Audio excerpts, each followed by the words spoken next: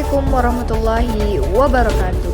Kami dari kelompok 4 akan membahas tentang masa kanak-kanak akhir. Selamat menyaksikan. Keperbedaan masa kanak-kanak akhir. Akhir masa kanak-kanak biasanya mulai pada usia 5 atau 6 tahun dan tepat pada waktu anak mulai sekolah. Ini adalah masa yang ditandai dengan pertumbuhan fisik yang kuat dan munculnya kemampuan-kemampuan intelektual yang sangat penting. Pada akhir masa kanak-kanak, anak memperluas lingkungan kegiatan sosialnya di luar kalangan keluarga. Pada masa ini, anak menghadapi pengalaman bersaing, kegagalan, dan penolakan sangat berarti baginya.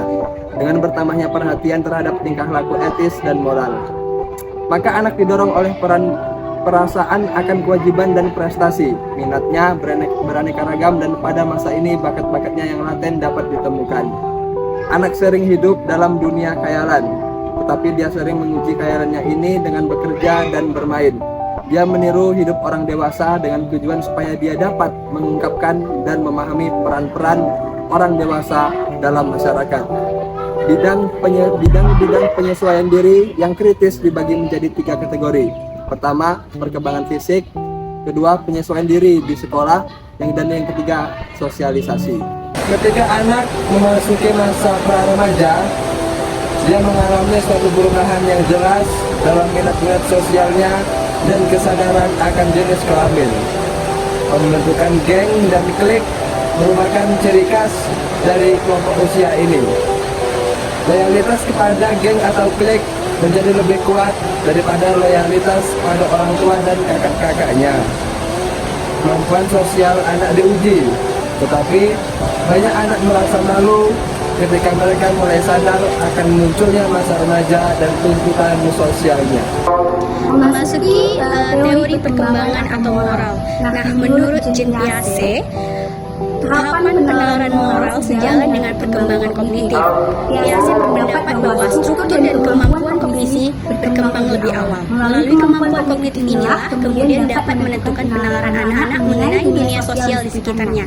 Menurut Piaget, tahap perkembangan moral dapat dibagi menjadi 2. Yang pertama itu ada heteronom dan tahap moralitas otonom. Masa anak-anak atau late childhood berlangsung dari usia 6 tahun sampai tiba saatnya individu menjadi matang secara seksual.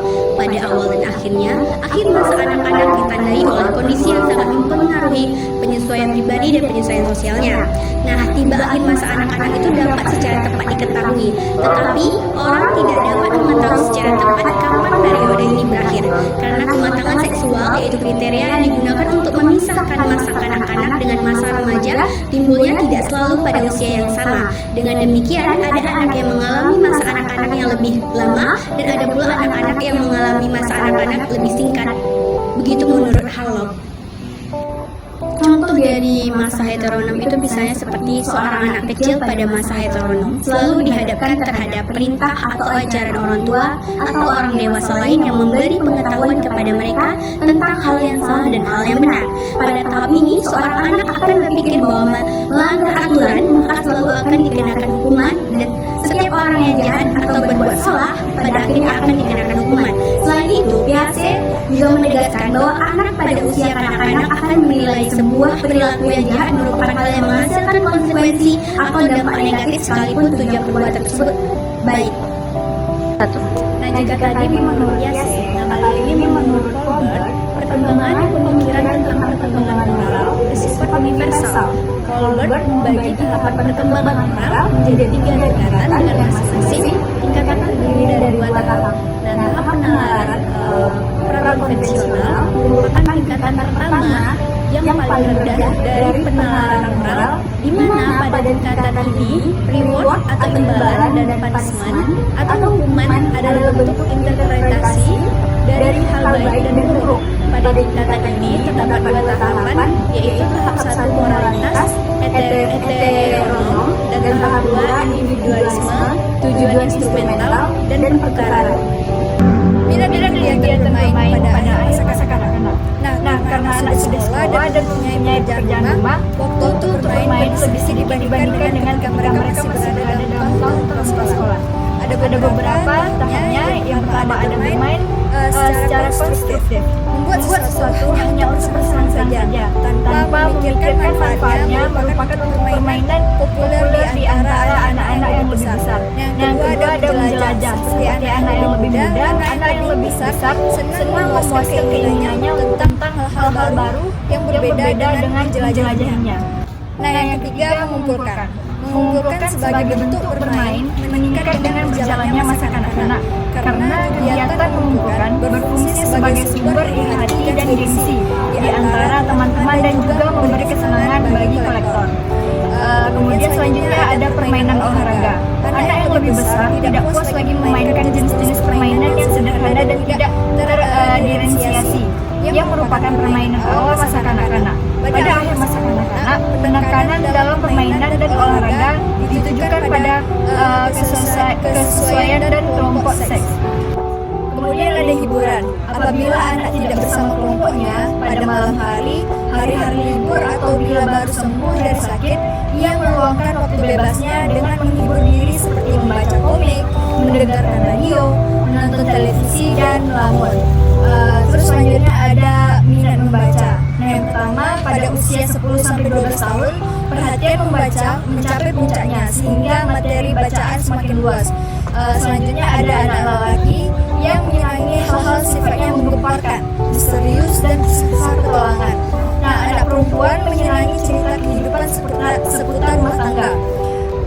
Dari kegiatan membaca inilah anak memperkaya pemberdaharaan kata dan tata bahasa sebagai bekal untuk berbicara dan berkomunikasi dengan orang lain.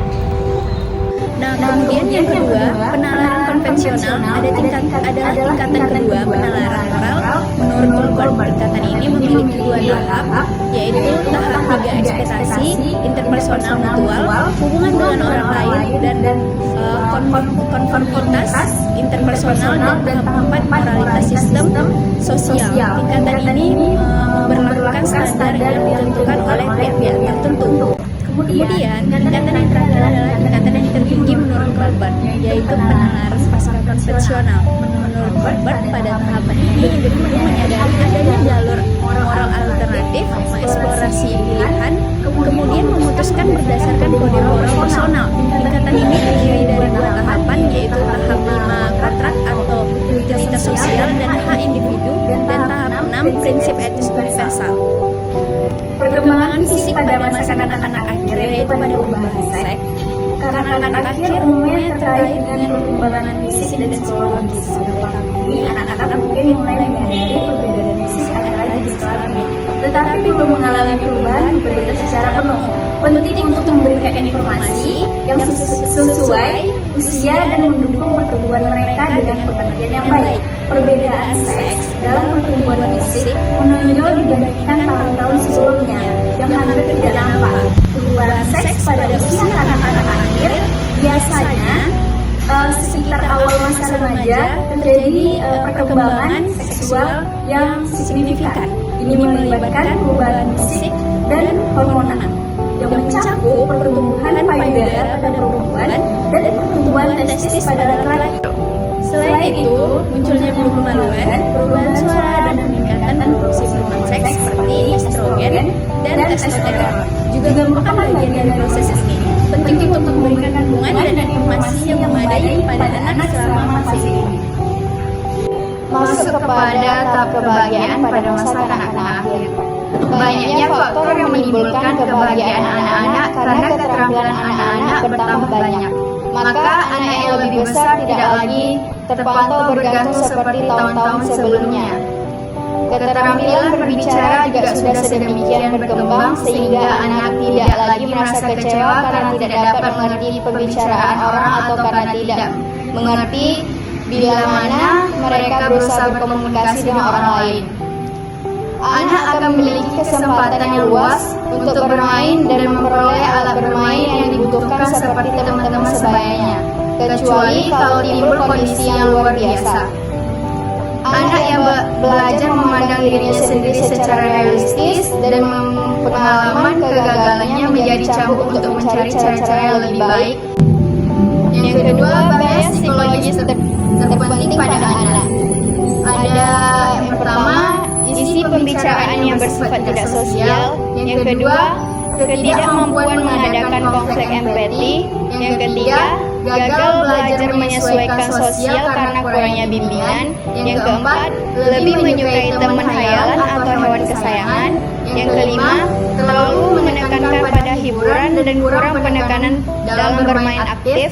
Yang keenam, disiplin yang tidak konsisten. Yang ketujuh, gagal dalam mengambil peran seks sesuai dengan pola yang disetujui oleh kelompok sosial. Yang kedelapan, kemerosotan dalam hubungan keluarga. Yang kesembilan, konsep diri yang kurang baik.